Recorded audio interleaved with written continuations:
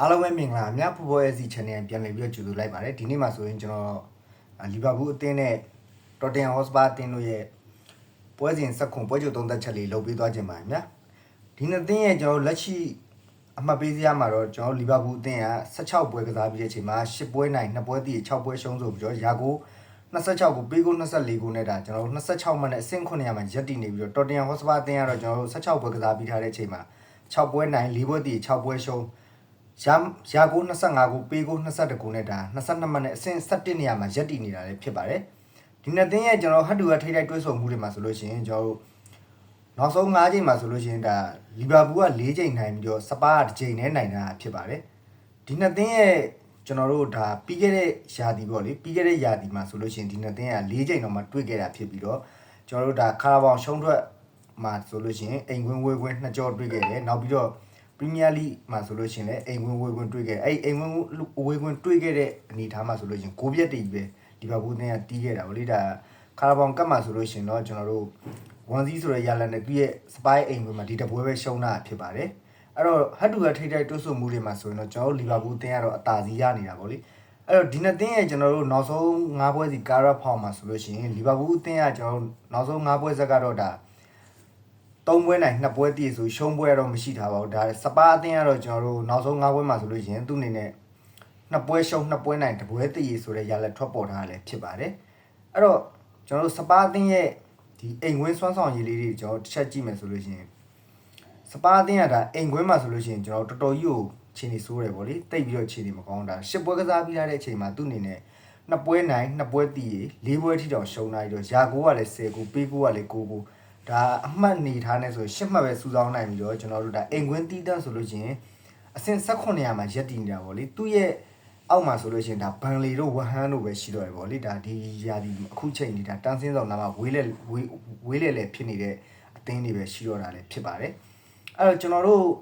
့ဒီနှစ်သင်းရဲ့အခုလက်ရှိကျွန်တော်တို့လီဗာပူးအသင်းရဲ့ဒါဝေးခွင့်ဆွမ်းဆောင်ရည်ကြည့်မယ်ဆိုလို့ရှိရင်လီဗာပူးအသင်းကကျွန်တော်တို့ဒါဝေးခွင့်ဆွမ်းဆောင်ရည်ဆိုလို့ရှိရင်နောက်ဆုံး10ပွဲကစားပြီးကြတဲ့အချိန်မှာဒါ3ပွဲနိုင်1ပွဲတည်4ပွဲတည်ရှုံးတာလည်းဖြစ်ပါတယ်အဲ့တော့လီဗာပူးအသင်းရဲ့ကျွန်တော်တို့ဒါ basic အသင်းကြီးတွေနဲ့တွေ့ဆုံမှုအနေထားဒီရာသီမှာဆိုလို့ရှိရင်ကျွန်တော်တို့အာဆင်နယ်ကိုအရင်ဆုံးတွေ့ခဲ့အာဆင်နယ်ချယ်ဆီပြီးတော့ဒါမန်ယူပြီးတော့မန်စီးတီးပေါ့လေဒီ၄သင်းနဲ့ကျွန်တော်တို့လီဗာပူးအသင်းနဲ့ဒါတွေ့ခဲ့ပြီးပါ basic တွေကဆိုဒီစပါးအသင်းနဲ့ပဲကျန်တော့တာလည်းဖြစ်ပါတယ်အဲ့တော့ဒီ၄သင်းနဲ့လီဗာပူးတွေ့ခဲ့တဲ့အနေထားမှာဆိုလို့ရှိရင်ကျွန်တော်တို့နိုင်တာဆိုလို့ဒါအာဆင်နယ်အသင်းနဲ့ပဲရှိပါတယ်အိမ်ခွင်းမှာဒါဆက်စောက်ဆုံးနိုင်တာပေါ့လေအဲ့တော့ကျန်တဲ့အသင်းတွေကအကုန်လုံးဒါရှုံးထားတာဖြစ်ပါတယ်လီဗာပူးအသင်းနေနဲ့ဒီရာသီမှာဆိုလို့ရှိရင်ကျွန်တော် basic အသင်းကြီးတွေနဲ့တွေ့ဆုံမှုရဆိုလို့ရှိရင်တော့ရလက်ပိုင်းမကောင်းဘူးပေါ့လေအဲ့လို basic အသင်းတွေနဲ့မှရလက်ပိုင်းမကောင်းတာမဟုတ်ပြီးတော့ဒီအလဲလက်ဒီနောက်ပြီးတော့ကျွန်တော်အသင်းသေးလေးတွေဖြစ်တဲ့ဒီဆန်ဒါလန်တို့လီတို့ဘရန်ဖိုးတို့လိုအသင်းမျိုးတွေကိုကျွန်တော်တို့စပါမဟုတ်သေးဘူးပေါ့နော်အဲ့လိုမျိုးအသင်းမျိုးလေးတွေတောင်မှလီဗာပူးအသင်းနေနေတာဂျားထဲမှာကျွန်တော်တို့ရုံးကန်ရတဲ့ကာလာတွေမှာဆိုလို့ရှိရင်အမှတ်အပြည့်မယူထားနိုင်ခဲ့ပဲနဲ့ဒါဘရန်ဖိုးဆိုရှုံးတယ်ကျွန်တော်လီနဲ့ဆန်ဒါလန်ဆိုတည်ကြအမှန်မှ3ပွဲမှာကျွန်တော်တို့အနေဆုံး6မှတ်9မှတ်လောက်ရခဲ့တဲ့အနေထားရနေပြီးတော့ကျွန်တော်တို့ဒါ3ပွဲမှာ2မှတ်ထဲရတယ်ပေါ့လေဒီဟာကတော့လီဗာပူးအသင်းကိုလက်ရှိလီဗာပူးနဲ့မအပ်ဆက်တဲ့နေရာကိုတွန်းပို့ခဲ့တာလည်းဖြစ်ပါတယ်လက်ရှိဆိုလို့ရှိရင်ဒါအဆင့်9နေရာမှာရက်တည်နေတာပေါ့လေအဲ့တော့လီဗာပူးအသင်းနဲ့ဘလို့မှမအပ်ဆက်တဲ့အနေထားပေါ့လေဒါကျွန်တော်တို့လီဗာပူးဖန်တယောက်အနေနဲ့ကြည့်မယ်ဆိုလို့ရှိရင်ဒီလိုနေရာမျိုးကိုရောက်သွားခဲ့တယ်ဆိုတာလေဒါလီဗာပူးအသင်းရဲ့ကျွန်တော်တို့ဒီကွင်းရင်းစွမ်းဆောင်ရည်တွေလည်းပါတယ်ပြီးတော့ဒီရာဒီမှာကျွန်တော်တို့ဒီခေါ်ယူထားတဲ့လူတစ်တွေနဲ့လူဟောင်းတွေနဲ့အသားမကျတာတွေဟိုပြီးတော့ကျွန်တော်နီးပြကြီးဒီအာနီစလော့ရဲ့တချို့တစ်ခါတလေမှာလူထုတ်ပုံမှားယွင်းတာတွေပေါ့လေဒါသူ position မဟုတ်ဘဲနဲ့တွေးတဲ့နေရာတွေရှောက်ထားပြီးတော့ကျွန်တော်တို့ဒါ game ကိုတိတ်ပြီးတော့ပြောမယ်ဆိုလို့ရှိရင်အဆုံးသတ်မှုဒီကစားသမားတွေရဲ့အဆုံးသတ်မှုညံပြင်းတာတွေပေါ့အကုန်လုံးခြုံငုံပြီးတော့ပါတာပေါ့လေဒါကြောင့်မို့လို့ကျွန်တော်တို့လီဗာပူးအသင်းရဆိုလို့ရှိရင်ဒါဒီယာဒီမှာဆိုလို့ရှိရင်အခုလက်ရှိအနေထားထိမရှိလီဗာပူးအသင်းနဲ့လုံးဝမရှိတဲ့နေရာမှာရှိနေတာဖြစ်ပါတယ်ထိပ်ပိုင်းအသင်းတွေနဲ့ဆိုလို့ရှိရင်လည်းဒါအမှတ်ကွာခြားမှုကကျွန်တော်တို့ဒါအာဆင်နယ်နဲ့ဆိုရင်10မှတ်ပေါ့လေဒါမန်စီးတီးနဲ့ဆိုလို့ရှိရင်လည်းကျွန်တော်9မှတ်လောက်ကွာခြားနေတာဖြစ်ပါတယ်အဲ့တော့လီဗာပူးအသင်းနဲ့စပါးအသင်းကလည်းကျွန်တော်တို့ဒီစပါးအသင်းကိုကြည့်မယ်ဆိုလို့ရှိရင်သူကအိမ်ခွင်းမှာအဲ့လောက်ထိကောင်းတာမဟုတ်ဝေးခွင်းနေဆိုစပါးအသင်းကပို့ပြီးတော့ကောင်းတယ်ဒါအိမ်ခွင်းမှာသူတို့နောက်ဆုံး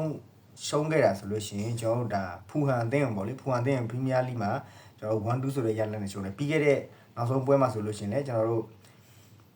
သူ့အနေနဲ့ကျွန်တော်တို့ဒါ Nottingham Forest အသင်းကိုပဲ3-0ဆိုတဲ့ရလဒ်နဲ့ဝေးကွင်းမှာရှုံးခဲ့တယ်အဲ့တော့ကျွန်တော်တို့လီဗာပူးအသင်းကတော့ဒါဆန်နာလန်တို့လီဒိုနဲ့တည်ကြပြီးတဲ့နောက်ပိုင်းပေါ့လေဒါနှစ်ပွဲဆက်တော့ကျွန်တော်တို့လီဗာပူးအသင်းအနေနဲ့ရလဒ်လေးတွေပြန်ပြီးတော့တည်ငြိမ်လာတယ်နောက်ပြီးတော့အဲ့နှစ်ပွဲလုံးမှာ clean sheet ရခဲ့တယ်လီဗာပူးအသင်းအနေနဲ့ဒါကျွန်တော်တို့ချန်ပီယံလိမှာဆိုလို့ရှိရင်အင်တာမီလန်ဝေးကွင်းကနေပြီးတော့ကျွန်တော်တို့မထင်တာလောက်အောင်စွမ်းဆောင်ရည်မျိုးနဲ့ဒါ1-0ဆိုတဲ့ရလဒ်နဲ့နိုင်ခဲ့တယ်ပြီးတော့ကျွန်တော်တို့အိမ်ခွင်းမှာ Brighton လို့ခက်ခဲလာပါပြီဆိုတဲ့ဒီအသင်းကို2-0ဆိုတဲ့ရလဒ်နဲ့နိုင်ခဲ့တယ်ဒါပေမဲ့ကျွန်တော်တို့တခုပဲပြောစရာရှိတာကျွန်တော်လီဗာပူးအသင်းအနေနဲ့တိုက်စစ်မှာဂိုးတွေသွင်းနေပြီမဲ့ကျွန်တော်တို့ခံစစ်ကပေါက်ပြဲနေတာခံစစ်မှာဘယ်ချိန်မှဂိုးပေးရမယ်ဂိုးပေးရမယ်ဆိုတော့ကျွန်တော်တို့ဘောလုံးပွဲကြည့်တိုင်းရင်တထိတ်ထိတ်နေဖြစ်နေကြတာပေါ့လေအဲ့ဒီနေ့တော့လည်းကျွန်တော်တို့ဒါ Brighton အသင်းဂိုးသွင်းမတိချခဲ့တာလည်းပါတယ်ဆုံးသက်ညံဖြစ်နေပါတကယ်လို့ဒါ Brighton အသင်းကဂိုးသွင်းတိချခဲ့မယ်ဆိုလို့ရှိရင်ကျွန်တော်တို့နေဆုံးဒါနှစ်ဂိုးလောက်တော့ပေးရနိုင်ရရှိတယ်ဗောလေအဲ့တော့ဆိုလို့ရှိရင်ဒါမီတိုမာတို့ဆွဲလာတဲ့လုံးတွေဖြတ်တင်ပြီးတဲ့လုံးတွေဆိုတော်တော်ကြီးကိုကောင်းပါတယ်သူတို့ဒါတိုက်စစ်မှုတွေ Brighton ရဲ့တိုက်စစ်မှုတွေဆုံးသက်မတိချခဲ့လို့ဒါလီဗာပူးအနေနဲ့ဒါတက်တာရခဲ့တာဗောအဲ့တော့လီဗာပူးအသင်းအနေနဲ့အဲ့လိုမျိုးအမှားမျိုးတွေကိ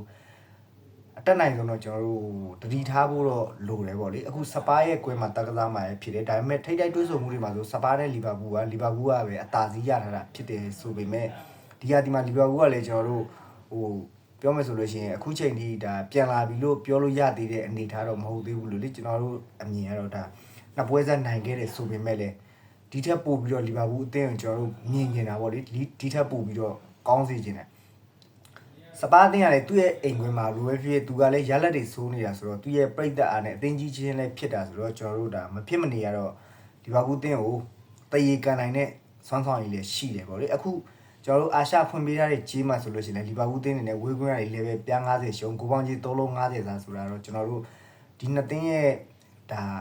ဖွင့်ပေးထားတဲ့ဘော်ဂျီနဲ့ကိုပေါင်းကြီးကွာဟနေတာဖြစ်တဲ့အတွက်လီဗာပူးလည်းဂိုးရနိုင်လို့စပါးလည်းဂိုးရနိုင်တယ်ဆိုတဲ့ပုံစံမျိုးပေါ့လေနေဆုံးဒါ2-1ဆိုတဲ့ပုံစံမျိုးကနေကျွန်တော်တို့2-1 2-2အဲ့လိုပုံစံမျိုးဖြစ်သွားနိုင်တယ်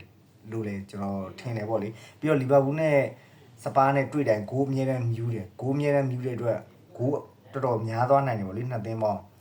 အဲ့တော့ကျွန်တော်တို့လီဗာပူးအသင်းရဲ့ခံမှန်းခြေလူစင်းကတော့ကျွန်တော်တို့ဒါမိုဆာလာတော့ပါဖို့မတိချာတော့ပါဘူးပြီးတော့ကျွန်တော်တို့လီဗာပူးအသင်းမှာဆိုလို့ရှိရင်ဒါဂပ်ပိုဒန်ယာရနေတယ်ပြီးတော့အန်ဒိုပေါ့လေပြီးတော့ဒါဖရင်ဘောင်